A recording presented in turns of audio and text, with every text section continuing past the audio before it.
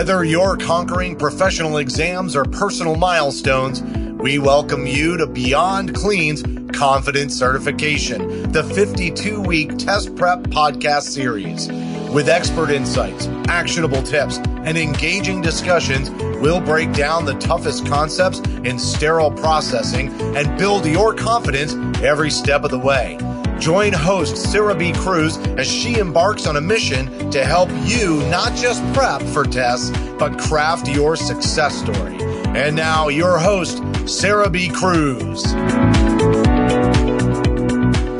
Hello and welcome. You're listening to Confidence Certification, a 52-week test prep podcast series to equip you to take your sterile processing career to the next level. I am your host, Sarah B. Cruz, and on this episode, we're going to have a very special guest joining us. Now, a few episodes back, I had talked a little bit about my own testing anxiety and how I personally had failed the certification test 3 times before I passed.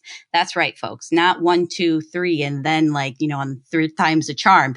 For me, it was 4th time around, and if you don't get it, you're going to lose your job. I digress. So when I talked on that episode, I had a number of professionals reach out to me saying that they wish they had more practical tips on what that would look like. So I am a podcast host for the people. So today we're going to be having our anxiety and life coach, Cynthia Coufal.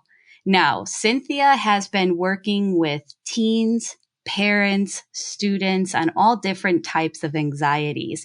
She has a long tenure in the professional realm of this space. Please keep in mind, Cynthia is not your doctor. Cynthia is not here to diagnose you. If you are concerned that you have test anxiety or anxiety in general, please seek the appropriate medical attention. And we all know that I'm certainly not a doctor, just a sterile processing nerd, bringing the goods. So without further ado, Cynthia Coufal. Hello, Cynthia. Hi, thank you for having me. I'm so excited to be here. Oh, I am so excited. So we have to give major props where they're due. So I personally did a cold call, I guess we'll call it, a cold message right out to Cynthia on LinkedIn. And, that's the power of social media, folks, as I literally reached out to Cynthia after reviewing her profile, taking a look at her website. And, of course, she has her own podcast, which she'll tell us a little bit more about. And I was just so impressed with her tenure that I gave it a shot and sent her a message. And here we are today. So it could be that fun and exciting. But I guess some people would say that causes anxieties too, right, Cynthia? Well, it can. Those cold messages, I've tried it before too. And sometimes I do get lucky, sometimes I don't, but that's okay. You got to put yourself out there. Definitely. So Cynthia, why don't we tell our speakers a little bit more about your professional background? Sure. I was a public educator for 31 years. I was 6 years as a special education teacher, and then I became a school counselor, and I was a school counselor for 25 years. And then I decided that I wanted to work with more kids than just the ones that were on my caseload in one tiny high school. So I decided to create a podcast. And I did that actually during the pandemic. You learned all of the new skills during the pandemic, and I couldn't reach my students. I was still working full time at the time, and, school was shut down. And so I was like, how do I get a hold of my kids? And I didn't have the podcast right then. I was doing YouTube videos and sending them to them in the Google Classroom and just trying to keep their spirits up, talking to them about it's going to be okay and we'll see each other again. And the world isn't over yet and all that kind of stuff, just to kind of keep them being okay. And then after the summer and we came back to school in hybrid, the kids told me, I listened to your videos all summer. And I knew that there's more kids in the world that need to hear a voice of reason in their home, in their room, at night when they can't talk to anyone else. They can listen to some voice that's saying everything's okay. And, you're going to be able to figure things out. So originally, when I started my podcast, it was about emotional regulation of all kinds, just like every emotion you have and how do you regulate it. But then I just realized that all of the clients I was getting for my one-to-one coaching all had anxiety. And so I'm like, okay, I think I'm going to switch over. And then as I decided to really focus on anxiety. My daughter and I were talking, she's an adult now, but she was like, Mom, remember, I had anxiety. And she wasn't diagnosed as a teen because when she was going through school, they weren't diagnosing children or teens with anxiety.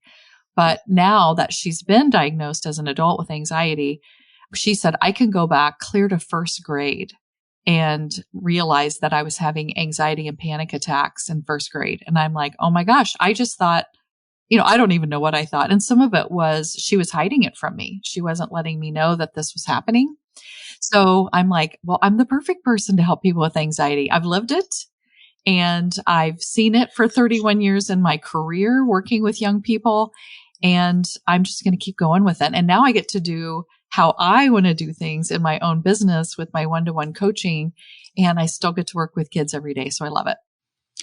That's so awesome. I think you touched on 3 key points that we really try to bring to the forefront in all of our episodes is representation is so overwhelmingly important. And just like you said, a lot of people with anxiety don't like to talk about that they have anxiety, right? Whether they know that they're diagnosed or they're struggling with diagnosis, sometimes that process can be difficult too, right? So that representation is great. Being able to relate, that's awesome too. We're all here on this podcast because we want to better ourselves to prepare effectively for our sterile processing certification tests. So sometimes that means digging deep into truly understanding why. Like, are you just, someone who picks at their cuticles when you are anxious, or maybe it's a little bit more? And then I also really like how you said, I took control of how I wanted to present myself and my skills, and I went for it. And that's the ultimate outcome of this entire podcast series, is that we want to get certified. We're going to do what we must to figure out how we can achieve that successfully. Maybe not the first time, but eventually. And if you get it the first time, you have to tell me at info@beyondclean.net, because I have to give you guys big shout outs online as always. And Cynthia, before we get into more anxieties, and don't forget, guys, like I said before, Cynthia's not your doctor. Beyond Clean's not your doctor. I am not your doctor. We're just having a little chat here. Okay. Have you ever heard of the profession sterile processing before I reached out to you? No. And I was like, oh, I thought I knew everything, but no, I've never heard of it. And that's totally normal. A lot of the times you don't know about us, just because usually when you do, it's because there's something wrong, right? So in our field, our primary purpose is to clean, disinfect, decontaminate, and reprocess surgical instruments so that they could be used safely on a patient. I think a lot of the times people think that surgical instruments are one and done, when really, one facility may only have 10 total knee sets, and they have thousands of patients a year. So those same 10 sets are getting used over and over again. And we're the people that make sure, you're okay. Yeah, that's amazing. We need that for sure. Yes, definitely. So, being an unknown profession, dare I say, and then even more so feeling like you're hidden in your own test limitations, I'm really glad that we can provide this, service to them. And if you can think back to when you were in school or when you are processing new information, even when you're meeting your new clients, what is your preferred study style? Like, how do you like learning?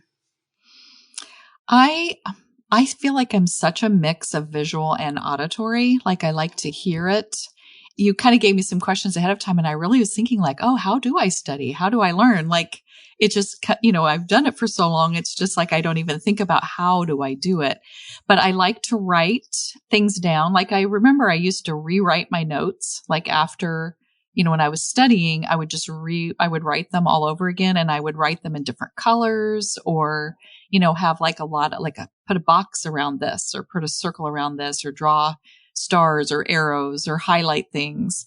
And so I guess I like colors, though I don't know exactly how that works, but it seems to I think because I'm a visual person, I know when I'm taking a test and like the question is, number 1 is this, I can see my notes in my head, and then I can just write down, go to the answer. And I think maybe I didn't realize this, but I think the color coding helps me to know where is it on my notes so that when I'm looking in my head to, okay, where's that answer at? I can kind of picture the page.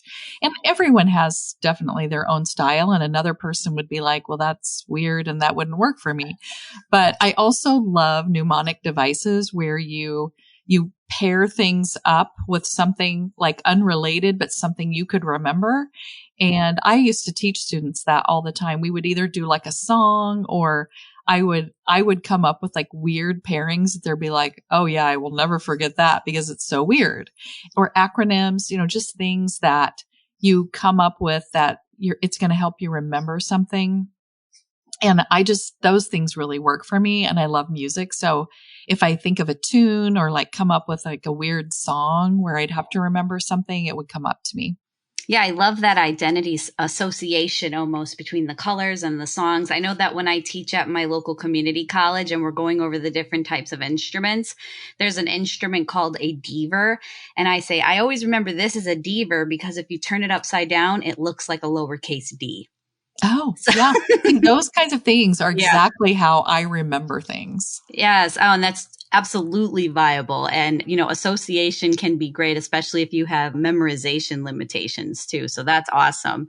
But now that we've gone into how we study, I'm hoping that maybe you could just shed a light on what is test anxiety. Because, a lot of things get thrown around out there. I think, people think they're having a panic attack, but maybe they're not having a panic attack. Is anxiety just like that physical cue of nail biting?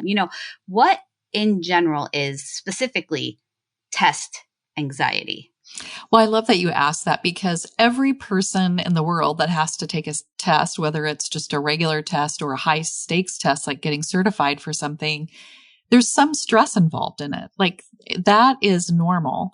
And if you didn't feel stressed, I can't even imagine, even if you're very prepared for a test, you're going to have some stress and it's going to feel uncomfortable because stress feels uncomfortable, but we need to have some stress to kind of push against us or whatever. To me, test anxiety is when it goes a step further and our brain is starting to go into the fight, flight, freeze, or fawn response. And when that happens, part of our brain shuts down, and it's the thinking, problem solving, memory part that shuts down. And that is a natural, we want that to be the case in fight, flight, freeze, or fawn response, because that response is to keep us alive. Now, our brain gets confused when we're taking a test. It's not life or death, but our brain sometimes tells us it is life or death. And when that happens and that anxiety and maybe even panic response comes on, then when the thinking shuts down, as there's no way to stop that from happening, of course you can't remember what you're supposed to be doing, or you can't follow what it's saying in the test because that part of your brain isn't working. So we have to catch that ahead of time so that that part of our brain's not going offline. And that's going to take practice. And there's there's so many techniques to calm your central nervous system, and you have to practice them before you get into the testing situation, because that's when you practice them on a normal day in a low stakes situation and you kind of get that figured out in your mind, then if your brain is starting to shut down, you have almost like this rut or this track that you've created by doing the calming techniques, that even if your brain is not wanting to think, it's almost like it becomes an automatic response to, oh, I'm feeling this feeling. My brain's going to start doing these calming techniques. And once you can get those calming techniques down and your body is calming down and that fight, flight, freeze response is, not happening so much, then your brain is back online for you to use in the test. So it's going to take some extra, practice of some skills ahead of time, but it's going to mean everything when you get into that testing situation. And I couldn't help but chuckle when you said, taking a test isn't life or death, right? Because it's to me it is. No. Well, it feels like it. And if you're certifying for something that's really important to you, and, when I hadn't even thought about this until this this interview, but think about how many things you have to certify for. I mean, like I had to take a test to be a teacher. I had to take a test to be a school counselor.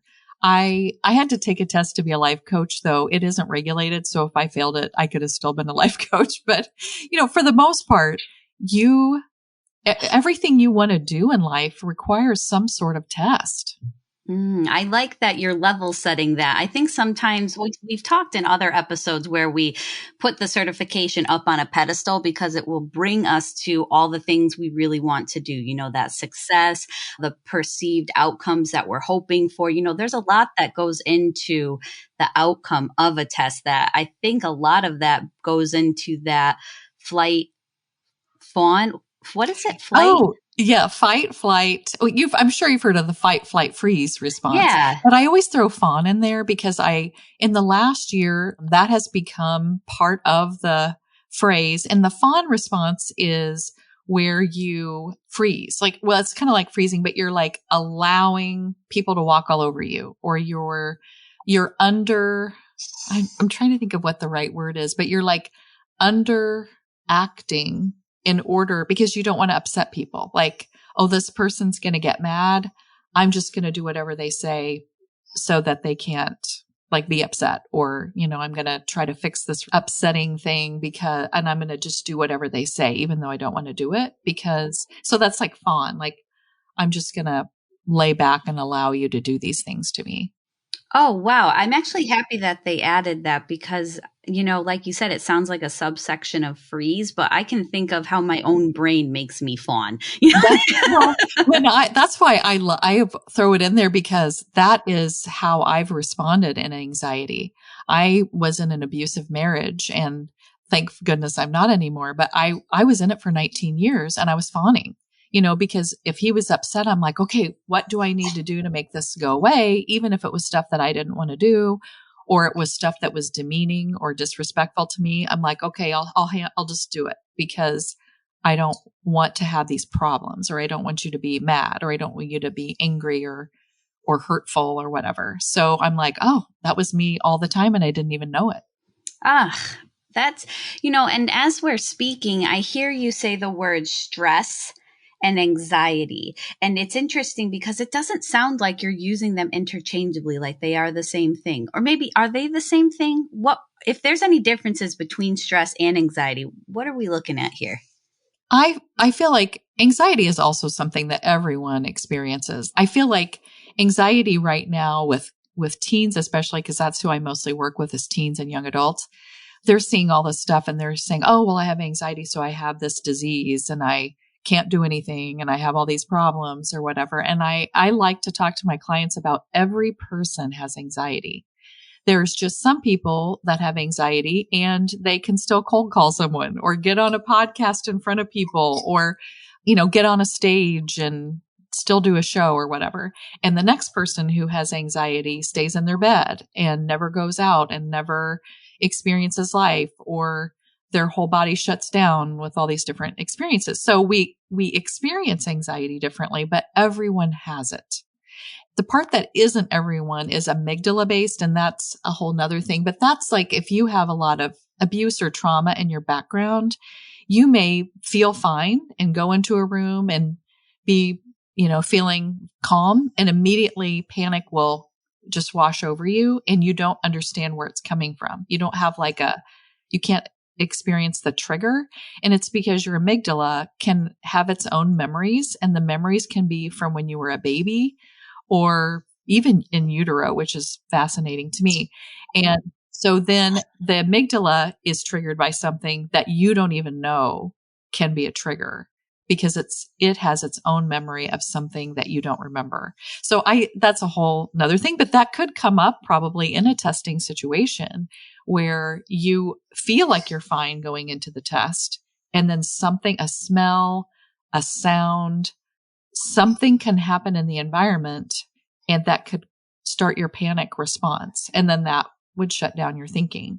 So that's a whole nother thing. Usually that's typically medication can sometimes help that kind, because you can learn self-calming techniques that are still going to help. But people in that situation typically need to find a way that their amygdala doesn't get triggered as much because they don't have any way to stop that ahead of time. Most people's regular anxiety that everyone has, almost all of that is created by thoughts. And so thinking, I can't do this, my life is over. If I don't pass this test, who cares? Or, like something bad's going to happen. And that kind of thinking starts that anxiety response inside your body. And sometimes it can get out of control where then your fight flight response is in and then your brain's shutting down. Oh my gosh. It makes me wonder if something happened when I was a child. Like maybe I failed like my height test at the doctor when I was like 2 or something. Because listen, I go into these rooms and I'm like, I can't do this. No, I think that's great. And I think the best thing that's come out of our talk so far is that anxiety happens to everybody. It shows itself in different ways. Sometimes we can help it. And it sounds like sometimes we can't help it. But it looks like we're going to have an opportunity when we come back from our break to learn some of these techniques that may actually be able to help us. So we'll talk more about that when we come back after a word from our sponsor. It's time for our mid-episode confidence boost, where we focus on a key sterile processing test concept. Now, there's no guarantee these concepts will be on the test that you'll take, but they are key concepts to the workplace and are discussed in the literature. Today, we'll cover nosocomial. Also known as a healthcare-acquired infection, or HAI, nosocomials are infections that are acquired in a hospital, surgery center, or other healthcare-related facility. HAIs result from microorganisms in the environment, a compromised host, and the chain of disease transmission in the healthcare facility. As the facility environments are a major source of a variety of pathogens or disease-causing organisms. Centers for Medicare and Medicaid Services, CMS, no longer reimburse healthcare facilities for costs associated with HAIs. Recent studies show that in the United States, approximately 99,000 patients die annually due to HAIs, while more than 1 million HAIs occur across the United States healthcare system every year. That's going to wrap this week's mid-session confidence boost. Good luck.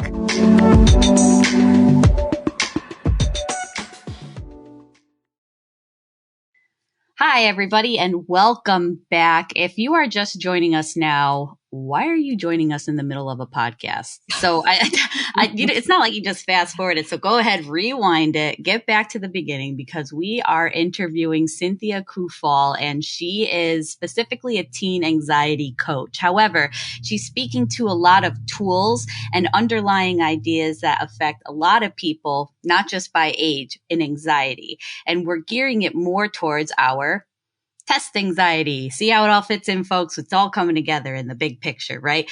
So before we left on our break, Cynthia was about to share some nuggets of knowledge and tools for our tool belt, however you want to put it. We're going to get some skills on how to navigate possible anxious situations. All right, Cynthia. So we're walking into the test room. Now our test room is proctored. So like you can't even get up to go to the bathroom without someone taking you. It's super sterile. It's really quiet. You hear anytime you hear anything, it's just somebody doing like an exhausted, like because they can't get the question right. Okay. So what is something that we can do just straight out the gate to get ourselves in the right space? Grounding yourself in the 5 senses. So when you are going into the room, make sure, because this helps you stay in the present. Because if you're staying in the present, your brain can't go to, oh my gosh, what's going to happen after this? Am I going to pass it? Or, oh my gosh, I didn't prepare enough in the past or whatever. Your brain has to stay in the present. So you just think about the different 5 senses. And so feeling your feet on the ground as you're walking into the door, into the building, listening to the sounds. You can hear your feet crunching on the gravel or clicking on the asphalt or whatever, is underneath you. When you open the door, feeling the handle, the coldness, how hard it is. I mean, think about every sense and just keep yourself in the present and the present and the present, and keep telling yourself in your brain, I am safe. I am fine. I'm going to do well on this test, like those positive things that are going to keep your brain realizing that you're not in danger. Everything's fine. And if you can just keep that kind of staying in the present and telling yourself it's fine, I'm safe, I'm going to do fine on this test, then your brain is like, okay, I don't need to go into that fight or flight because there's nothing going wrong here. And then your brain will stay online. So then when you sit down and you maybe feel is it an electronic test or is it a paper test? It's electronic. Okay. And then you can type your answers or click on the screen or whatever. Okay. And so there's probably some sounds with that. I love keyboarding sounds. I don't know if you've ever. I do too. I'm an ASMR person, so I love listening to someone click on the keyboard or whatever. But, or the mouse or whatever you would be just experiencing the sounds around you. Maybe you hear people sighing or chairs creaking or, there's just so many things that you can kind of really keep yourself in the present. And then when you see the questions, there might be one that you're like, oh no, I don't know what that one is. I don't know how to answer it or whatever. And, just being like, it's okay. And so I think it's a test taking technique anyway to answer the ones you do know and then go back. And then if ones are going to take you some time to really think through, then you have the time to do that because you already did the ones that you already know how to do. And so I would say that, and just keep reminding yourself that I studied for this information. I know what I'm doing. It's going to be fine. And then at least the thinking part of your brain will stay online and then it can access all of that stuff you've studied for this whole time. And I like how you use the word safe. I think that's interesting because we didn't think of that, right? So we don't think about the perceived safety of our own presence when we're in a high stress situation or one that's going to induce anxiety. We could know that we know all the knowledge. It's all there. And that's true because you guys have listened to this podcast the entire time, right? But at the same time, you're safe. And you have to maintain what makes you feel that safety so you don't go into those 4 phases, the fight, flight, freeze, fawn. And I never looked at that in that perspective, that when you're telling yourself it's fine, you're not trying to minimize your own feelings. What you're doing is you're trying to remind yourself to not go into that space. So it's not necessarily that you're minimizing your own feelings because sometimes when someone's like, oh, you're fine, it feels like minimizing, like we're self-minimizing. And I like that spin on it. So, if you've ever told yourself, I'm fine, it's going to be okay. It's not, sarcastic. It's not, passive aggressive. It's clearly a tool that we can put in our belt to maintain that safety so we don't shut off our brain, right? Mm-hmm. Right. Mm-hmm. Exactly. Oh, and I love think that. is there a specific coach for people who take this certification? Because just this week I heard a coach, she's a coach for people taking the bar exam. And so she works with people ahead of time. And obviously she's taken it. I don't even think she said that, but I just, in my mind, I'm like, obviously she's somebody who's taken it and knows everything you got to do to prepare for it. But I would guess that there's probably coaches out there that work specifically on preparing for certain tests, or maybe they just do test anxiety and, working ahead of time with someone where you could come up with a plan on how to study for it.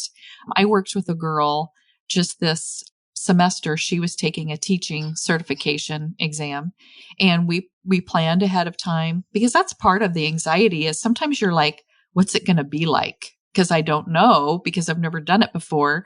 And many people's anxiety comes from the uncertainty, like not knowing what's going to happen. And so if you can take some practice tests ahead of time where you can experience what that is going to feel like. I remember when I took my teaching exam, there was no practice. Well, there wasn't even computers when I took my first one. So that's why, I didn't have that, but we could get a paper practice test and we could take it at home and time it. And so I would just turn my oven timer on and I just made myself pretend it was the testing situation. And then I could see what are the questions going to be like? How am I going to want to prepare for this test when the time comes. And I think when you're prepared, you obviously go in a lot calmer than if you're like, I have no idea what this is going to be like. What are the questions going to be like? What's the environment going to be like? And of course, you don't know. If you've never taken it before, you're not going to know the exact environment. But how can you make it like an environment, or when you take a practice test, make it as much like an environment as you could, so that you can, just see, what is this going to feel like? What am I going to be prepared for? Yeah. And, we should have named the podcast series How to Overcome Anxiety Confidently in Your Certification, because it sounds like a lot of the things that you're touching on really touch base on almost all of the episodes leading up onto this point. So little did we realize the entire Confident certification is addressing that stress, that anxiety, and, giving you the tools that you need to navigate this. So it's no wonder why there were so many of our valued listeners reaching out saying, hey, can we have somebody that speaks specifically to this? Sarah, we love your opinion, but you're not a professional. You're just professionally anxious. So it's like, I love it. Yeah, and that's great. And I think you just gave us like 2 or 3 really actionable things we could do. If there's individuals looking to find out more about test anxiety, not necessarily like self-diagnosis, but like tips, tricks, specifically identifying test anxiety, do you have any resources that they could go to, or any pages you really like? Most of my stuff that I have is generally about anxiety, but if they want to, anxiety, whether it's test anxiety or any kind of anxiety, that way to calm your central nervous system is going to be so important in the testing situation, as well as any other kind of anxiety you might have. And I'm guessing that most people who have test anxiety have anxiety about other things. It isn't just about testing. So I have books right beside me, and I guess no one's seeing them, but I have Anxiety Happens, 52 Ways to Find Peace of Mind. One that I'm using in my upcoming podcast series is Rewire Your Anxious Brain. And it has to do with just like when I was talking about having that rut that you've created, when you rewire your brain, and it sounds crazy that you could do that, but when you practice these different techniques, then your brain is going to automatically go to those new techniques instead of going to the old pattern that you created before, where anxiety gets the best of you and it, starts allowing part of your brain to shut down. You're going to be working on creating new pathways so that doesn't happen as often. I love that. And I know it's too bad our listeners couldn't see, because I watched Cynthia physically pull books off of her shelf. This is a woman after my own heart. I have a huge bookcase, and yes, I've read every single book on it. So just my nerd heart is exploding right now. I love books. Yeah. And this is my office. This is where I work. This is where I see my clients. This is where I create my podcast. This is where I write all my episodes. So yeah, my stuff is right here beside me. That's perfect. And as we start to wrap this episode, we don't ever let our listeners get off easy. They always leave with a homework assignment. So, Cynthia, if you could assign one to do, just one, maybe that takes an hour, 2 hours to do, what's something you would assign to our listeners before they head out for today? Well, I think knowing what you're thinking is so important, because those thoughts are what create the anxiety. So if you're feeling anxious in any situation, really look into your mind and think about, okay, what am I actually thinking right now? And typically you're going to be able to find something that's saying, you don't know what you're doing. This is terrible. You didn't study for this. Your life's going to be ruined if you don't pass this, or whatever. And those kinds of thoughts are what are derailing you. So then if you can catch them ahead of time before they create that response, that's going to be great. But when I was talking about the grounding, there's the grounding 5, 4, 3, 2, 1 method. And I think everyone should do this every day. Anyway, I've been doing it every day just because I like to practice things. And plus it's just good to stay in the present.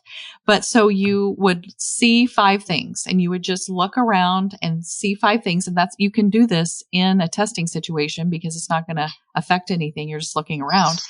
And so you name the things, and you can name them in your mind if you're in a situation where you can't name them out loud. But if you're at home or you're taking a walk or whatever, name those things out loud.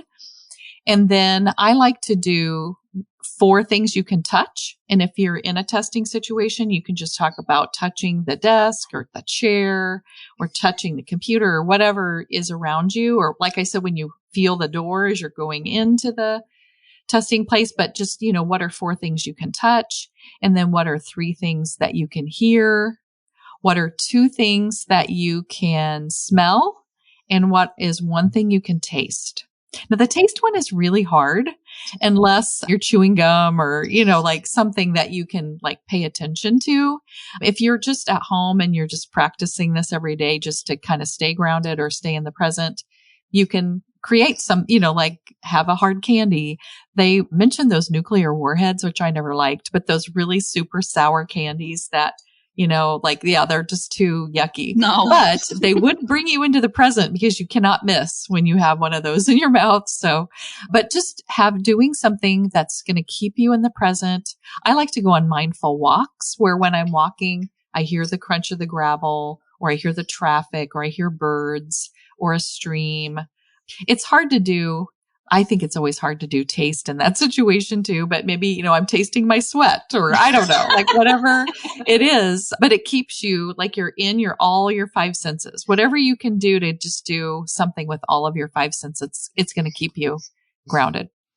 Oh, see, so that is such a practical homework assignment. All right, everybody. So you have to try the 5, 4, 3, 2, 1 grounding exercise. And we're not saying to just, don't lick the screen or anything. That's weird. Don't do that. But maybe you can just recall a very nice cup of coffee. Because I know every time I take that first sip, it's the best. I am the most present I have felt in my entire life. Yes. Well, I think that's a very practical homework assignment. I hope all of our listeners had a really great time and are feeling well armed, super equipped with some of these practical guidance. And, I want to thank you again, Cynthia, for joining us and speaking to anxiety and how test anxiety is a part of it, but really, it's all about the anxieties you have going into it. Well, you're so welcome. I am so excited that you asked me. This is so great. And I wish all of your listeners luck on their certification test. Oh, thank you. Because, after this episode, we're definitely going to be able to take our tests more confidently. Thanks again, Cynthia. Sure. Bye. Bye. And that's going to do it for this week's episode. For more sterile processing education and resources, make sure to visit beyondclean.net or follow Beyond Clean on Facebook, LinkedIn, Twitter, and Instagram. And don't forget to check out over 1,000 SPD-related videos at youtube.com/beyondclean. If you have any questions or comments for the show, you can reach out to info@beyondclean.net. Finally, make sure to download the Beyond Clean mobile app on the Apple and Android app stores so that you don't miss a future episode of any of the other awesome Beyond Clean podcasts. My name is Sarah B. Cruz, and you've been listening to Confidence Certification. Until next time, keep fighting dirty and pass that test with confidence. The views and opinions expressed in this podcast series are of Sarah B. Cruz only and do not represent the companies she works for or collaborates with.